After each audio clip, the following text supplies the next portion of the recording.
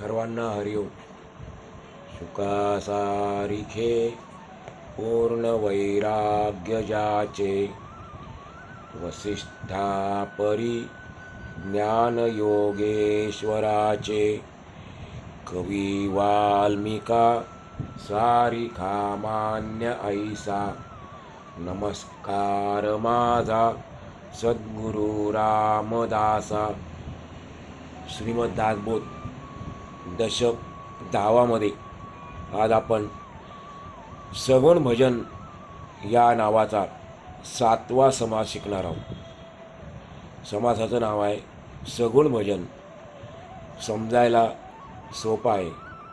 सगुणाची भक्ती, सगुणाचं भजन किती महत्त्वाचं आहे, त्याशिवाय आपल्याला ईश्वरापर्यंत पोहोचता येणार नाही, याचं वर्णन समर्थ या समासातून करतात. प्रस्तुत समासातून समर्थांनी अध्यात्मशास्त्रातील एका गूढ अनुभवाचे वर्णन केले आहे. प्रश्न असा होता की अवतारी पुरुष आणि ज्ञानी पुरुष जिवंतपणी शरीराने संसारात दिसत असले तरी मनाने ते संसारात नसतात. मेल्यानंतर त्यांचा संसाराशी संबंध नसतोच. सत्पुरुषांच्या मृत्यूनंतर त्यांची समाधी मानतात. पुष्कळ लोकांना तेथे त्यांच्या अस्तित्वाची प्रचिती येते. मग प्रश्न काही असे निर्माण होतात की सत्पुरुष नसतानासुद्धा ते मृत पावल्यानंतर समाधीजवळ त्यांच्या अस्तित्वाची प्रचिती येते, हे कसे शक्य आहे? बरे, ती प्रचिती आली तर ती खरी की खोटी? सत्पुरुषच त्याच्या समाधीजवळ असतो काय? आणि तो तेथे असला तर तो मुक्त असतो कसा? जर सत्पुरुष समाधीजवळ असेल, त्याच्या अस्तित्वाची आपल्याला जाणीव होत असेल, तर तो मुक्त कसा?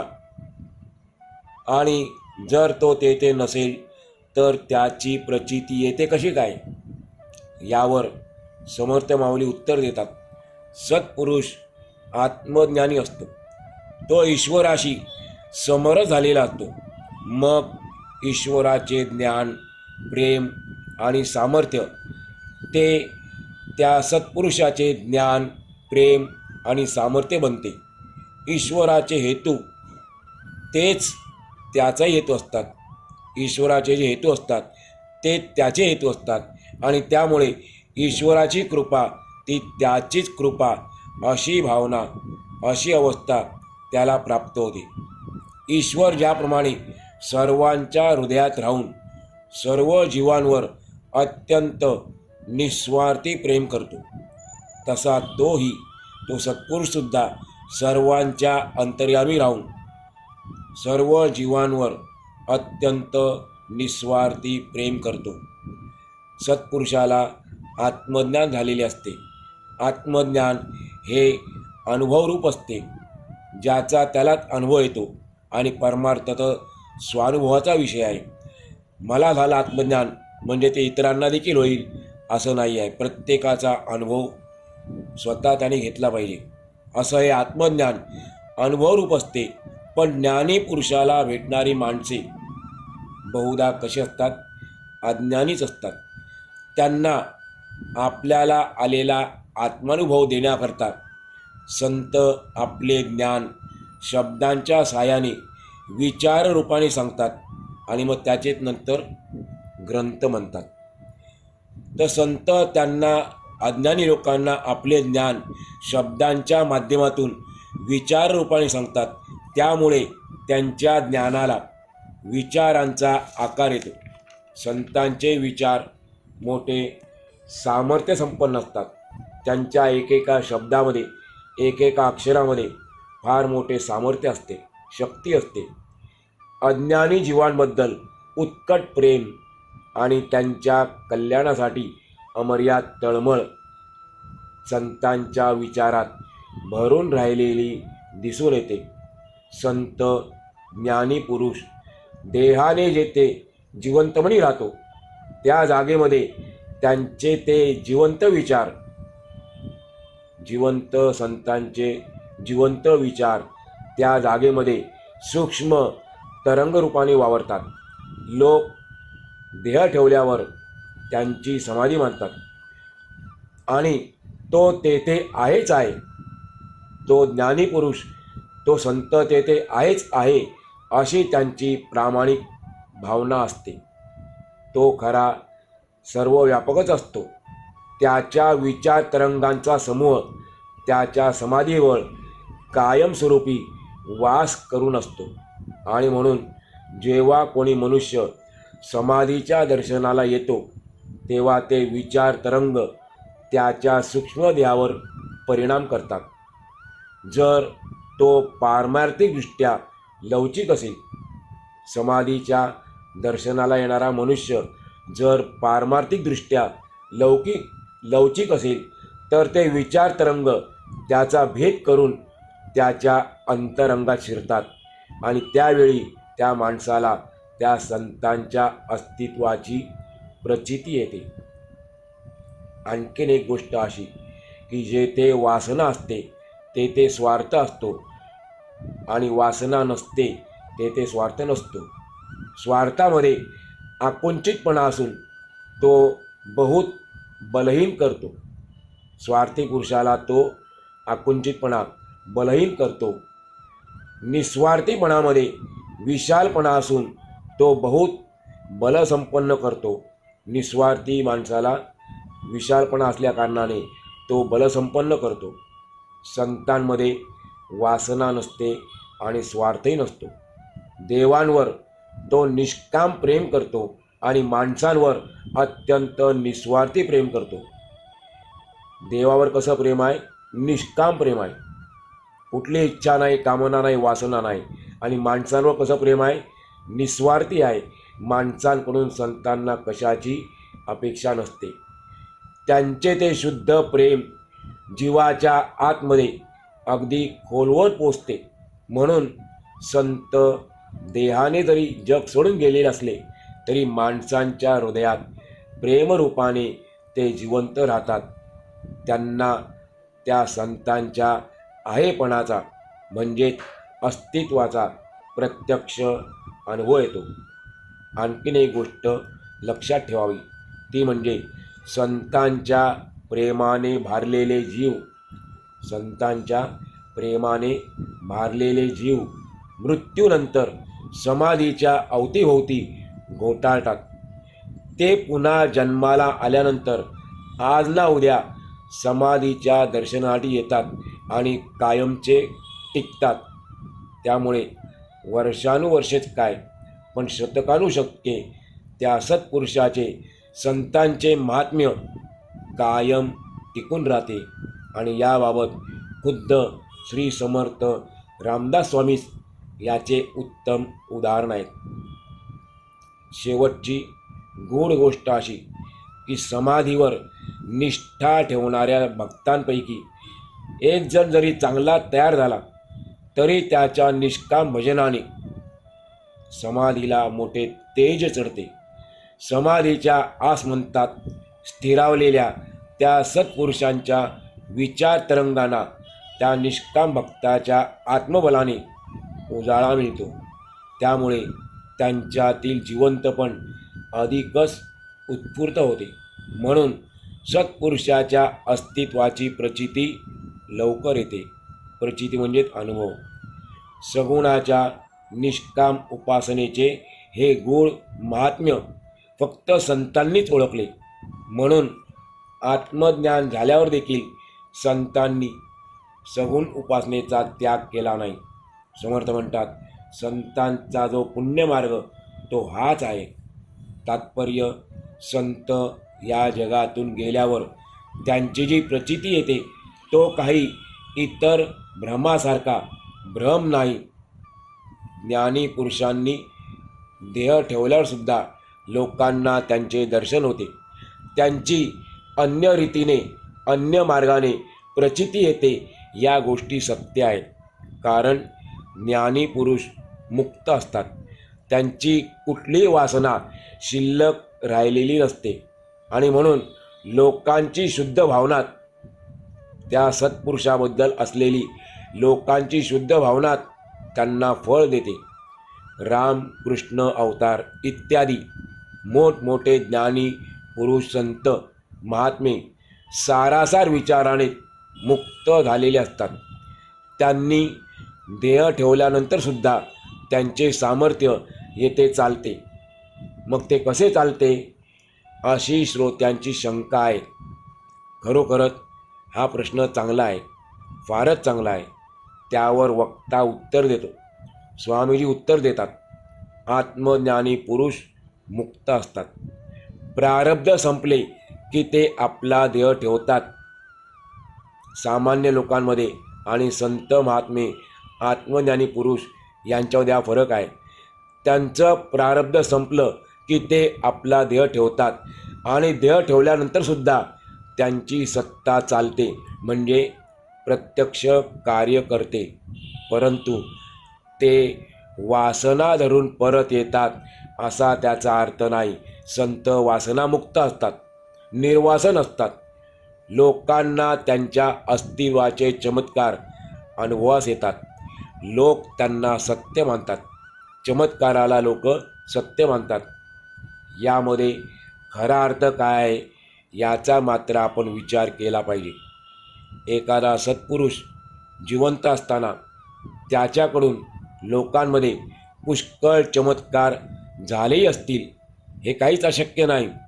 पण त्याने देह ठेवल्यानंतर जे चमत्कार घडून येतात त्याची खरी प्रचिती आपण तात्काळ बघितली पाहिजे. उदाहरणार्थ, तो जिवंत असताना आपल्या घरीच असतो. तेथून तो कोठेही बाहेर गेलेला नसतो. असे असूनही तो एकाच दिवशी, एकाच वेळी 2-3 ठिकाणी लोकांना प्रत्यक्ष दृष्टीस पडतो. असा चमत्कार घडून येतो. याला काय बरे कारण असेल?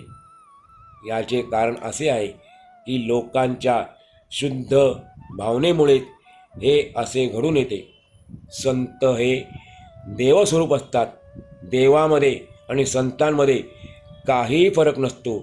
जगद्गुरू श्री संत तुकाराम महाराजसुद्धा आपल्याला सांगतात एका अभंगातून, देवते संत, देवते संत, देवते संत, देवते संत, निमित्त त्या प्रतिमा, निमित्त त्या प्रतिमा. देव आणि संत एकरूप आहेत, फक्त त्यांच्या प्रतिमा वेगवेगळ्या आहेत, हे निमित्त आहे. पण देव आणि संत एकच आहेत. पण असं असलं तरी जशी ज्याची भावना असते, जशी ज्याची भावना असते तसा त्याला देव फळ देतो. हेच एकमेव चमत्काराचे कारण आहे. इतर कल्पना करणे म्हणजे निष्कारण वेडेवाकडे तर्क करणे होय. म्हणून संतांनी देह ठेवल्यानंतर सुद्धा तो गेला नाही, तो आहेच. अक्कलकोटच्या श्री स्वामी समर्थांनी सांगितल्याप्रमाणे, मैं गया नहीं, जिंदा हूँ. अशी ज्याची खरी भावना असते, यावर ज्याचा अढळ विश्वास असतो, दृढ श्रद्धा असते, त्याला संत प्रत्यक्ष दर्शन देतातच. खरं पाहिलं तर संत जिवंत असतानासुद्धा ते देहात नसतातच. म्हणून त्यांना विधेयी म्हणतात. विधेयी पुरुष असतात. म्हणून देह पडल्यानंतर त्यांच्या मूळ अवस्थेमध्ये जराही बदल होत नाही. त्यांचा देह जिवंत असताना आपली शुद्ध भावना जे फळ देते, तेच फळ त्यांचा देह पडल्यानंतरसुद्धा आपल्याला देत असते.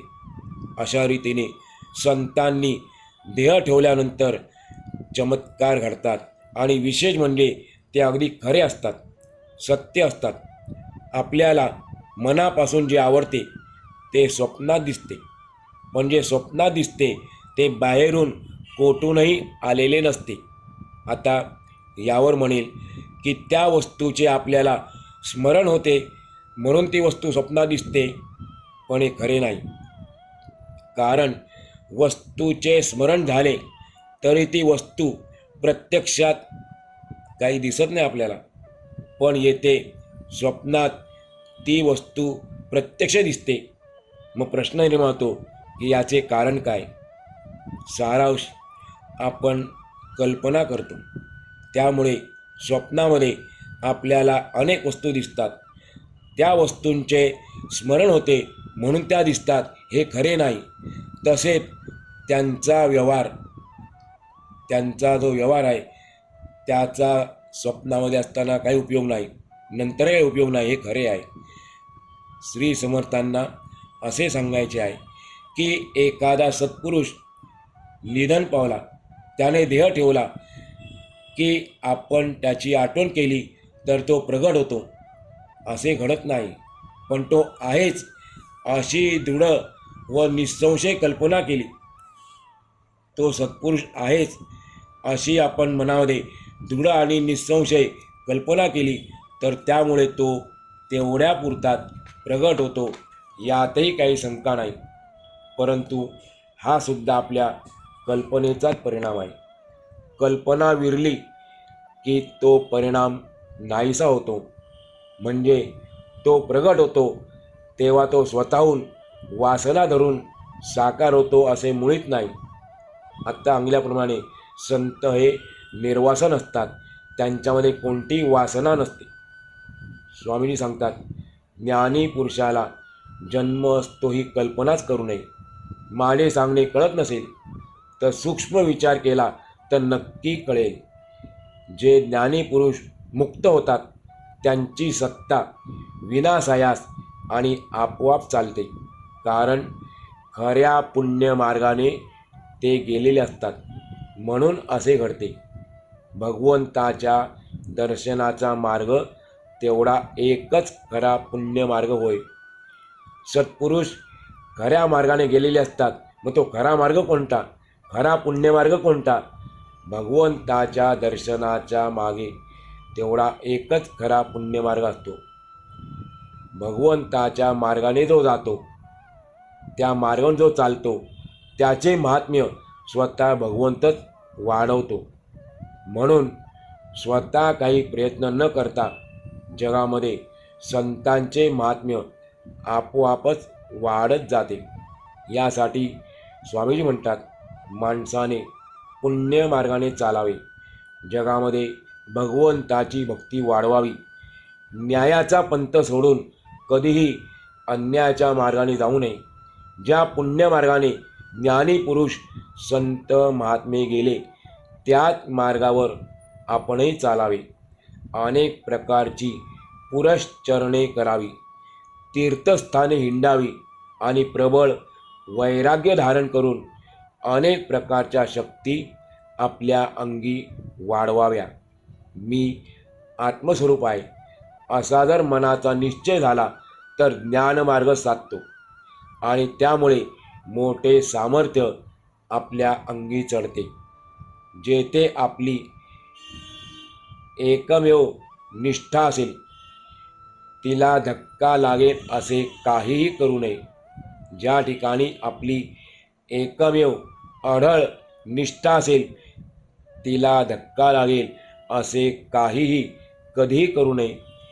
एक सद्गुरू तरी किंवा एक देव तरी, या दोघांपैकी कोणा एकावरच आपली संपूर्ण निष्ठा ठेवावी. संपूर्ण निष्ठा नसेल तर बाकीचे सर्व वाया जाते. समजा एखाद्याला निर्गुणाचा अनुभव आला आणि निर्गुणाचे ज्ञान झाले, म्हणून त्याने सगुणाकडे दुर्लक्ष करू नये. आणि जर त्याने दुर्लक्ष केले तर त्याचे ज्ञान व्यर्थ राहते. सद्गुरूंची किंवा देवाची सुरू असलेली उपासना त्याने सोडून दिली. सद्गुरूंची किंवा देवाची जी उपासना करतो ती जर त्याने सोडून दिली तर असा ज्ञानी पुरुष दोन्हीकडून नागावला जातो. त्याला धड निर्गुण स्वाधीन होत नाही आणि धड सगुण भक्ती देखील त्याला साधत नाही. त्याच्याजवळ ज्ञान म्हणावे तर ते नसते आणि भक्ती म्हणावी तर तीसुद्धा नसते.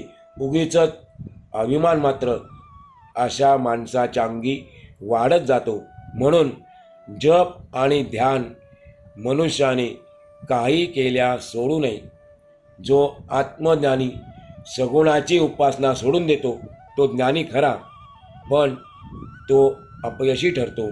म्हणून कधीही सगुणाची उपासना सोडूच नये. अत्यंत निष्काम उपासना हे मानवतेचे सर्वोत्तम स्वरूप आहे. असा कोणी ज्ञानाची उपासना करील, कोणी कलेची करील, कोणी विद्वत्तेची करील, कोणी विद्येची करील, कोणी विज्ञानाची, तर कोणी भगवंताची उपासना करील. पण ती निष्काम भावनेने केली की ती शुद्ध आणि पवित्र बनते. आपण कोणाची उपासना केली पण ती निष्काम भावनेने करावी, म्हणजे ती शुद्ध आणि पवित्र बनते. तिच्यामध्ये विलक्षण सामर्थ्य येते. आपल्या उपासनेमध्ये जगाच्या उद्धारासाठी ती अतिशय उपयोगी पडते. जो अशा प्रकारची उपासना करीत नाही तो आपल्या जीवनामध्ये अपयशी ठरतो. अत्यंत निष्काम बुद्धीने केलेली म्हणजे कोणतीही कशाची अपेक्षा न बाळगता केलेली भगवंताची उपासना खरी अनमोल आहे. तिची बरोबरीसुद्धा करू शकेल अशी कोणतीच वस्तू या संपूर्ण विश्वात नाही. या संपूर्ण जगामध्ये अशी गोष्ट नाही आहे की जी भगवंताच्या बरोबर तुलना होऊ शकेल. मोठे आत्मबल असल्याशिवाय कोणीही मनुष्य अशी उपासना करू शकत नाही. काही अपेक्षा ठेवून उपासना केली तर ती पूर्ण होते असे नाही. काही अपेक्षा न ठेवता उपासना केली तर प्रत्यक्ष भगवंताची भेट होते, तो आपलासा होतो. एखादी अपेक्षा पूर्ण होणे आणि साक्षात भगवंताची प्रचिती होणे या दोन्हीमध्ये फार मोठे अंतर आहे. भगवंताजवळ आपल्या सर्व अपेक्षा, वासना, मागण्या पूर्ण करण्याचे सामर्थ्य आहेच आहे. पण नुसती आपण वासना तृप्ती किंवा कामनापूर्तीच मागू लागलो भगवंताजवळ तर हाती आलेला भगवंत दूर जातो. आपण एवढी भक्ती करून जो आपल्या भगवंत हाती आलेला आहे, जर आपण त्याच्याजवळ वासना तृप्ती आणि कामनापूर्तीच मागू लागलो तर आपली हाती आलेला जो भगवंत आहे तो दूर जातो. आपण भगवंताला अंतरतो. म्हणून निष्काम बुद्धीने भगवंताची उपासना करावी. निष्काम बुद्धीने केलेल्या उपासनेचे फळ काही औरच असते, आगळे वेगळे असते. निष्काम उपासकाच्या अंगी अमर्याद सामर्थ्य वाढते. तो वाटेल ते काम करू शकतो. तेथे कामनापूर्तीची काहीच किंमत उरत नाही. अमुक व्हावे असा संकल्प भक्ताच्या मनात जरी आला तरी भगवंत स्वतःहून तो पूर्ण करतो. त्याला सांगायला लागत नाही, तो आपोआप पूर्ण करतो. कारण त्या भगवंतावर त्याची तशी श्रद्धा असते. त्यासाठी भक्ताला वेगळी प्रार्थना करावी लागत नाही.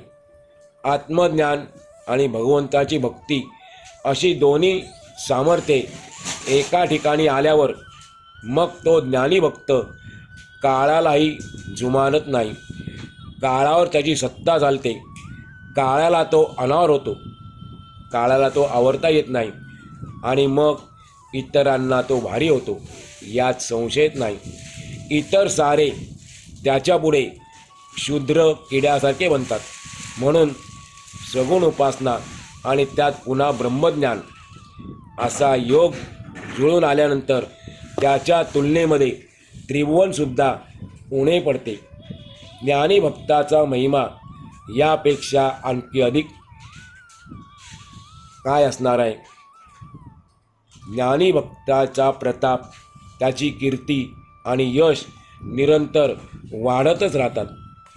ज्या ज्ञानी भक्तापाशी आत्मज्ञानाचे विवेचन असते आणि त्यासोबत भगवंताच्या उपासनेचा थाट असतो, तेथे पुन्हा पुष्कळ माणसे आकर्षिली जाऊन त्या सत्पुरुषाशी लीन होतात. ज्या सत्पुरुषाजवळ भ्रष्टाकार भ्रष्टाचार नाही. ज्या सत्पुरुषाजवळ भ्रष्टाचार घडत नाही, म्हणजे ज्याचे वर्तन आचरण नीतीला धर्माला अनुसरून असते, त्याचा परमार्थ कधीच लपून राहत नाही, त्याचा परमार्थ कधी संपत नाही. आणि लोकसंग्रह झाला तरी त्याच्या निश्चयाच्या आत्मज्ञानामुळे त्याचे समाधान कधीच बिघडत नाही. आणि म्हणून समर्थ सांगतात, साधकाने नेहमी सारासार विचार करावा. समर्थांचे विचार आपण देखील आपल्या आचरणात आणावे. आपणही एक प्रकारे साधकच आहोत परमार्थाच्या मार्गावरील. म्हणून समर्थ सांगतात, साधकाने नेहमी सारासार विचार करावा. न्याय कोणता, अन्याय कोणता हे अखंड शोधावे. न्याय कोणता, अन्याय कोणता हे अखंड शोधावे, तरच बुद्धी आत्मज्ञानाकडे वळते. पण ही भगवंताची देणगी आहे आणि एकदा का ती प्राप्त झाली की मग तिच्यात बदल होत नाही. जो भक्त भगवंताशी अनन्य होतो त्याला भगवंत स्वतःहून मार्गदर्शन करून त्याला योग्य बुद्धी म्हणजे विचार करण्याची दिशा दाखवतो. याबद्दल भगवंताचे एक वचन आहे, ते आपण ऐकावे. भगवान श्रीकृष्ण भगवद्गीतेच्या 10व्या अध्यायातील 10व्या श्लोकातून सांगतात अर्जुनाला, ददामी बुद्धियोगंतम येन मामुपयांती ते. अर्थात मी त्यांना बुद्धी देतो, त्या योगाने ते मला येऊन प्राप्त होतात, मलाच येऊन मिळतात. म्हणून भगवंताची सगुण उपासना आणि त्यातही विशेष म्हणजे ब्रह्मज्ञान आणि त्यामुळे स्वानुभवाचे खरे समाधान, या गोष्टी जगामध्ये खरोखरच फार दुर्लभ आहेत. आणि हे ज्याला जमलं, हे ज्याला साधलं, तोच खरा सत्पुरुष, तोच खरा महापुरुष. अशा प्रकारे श्री दासबोधाच्या गुरु शिष्य संवादातील 10व्या दशकातील सगुण भजन नावाचा 7वा समास पूर्ण झाला. आज आपण या ठिकाणी आजचा पूर्ण करूया.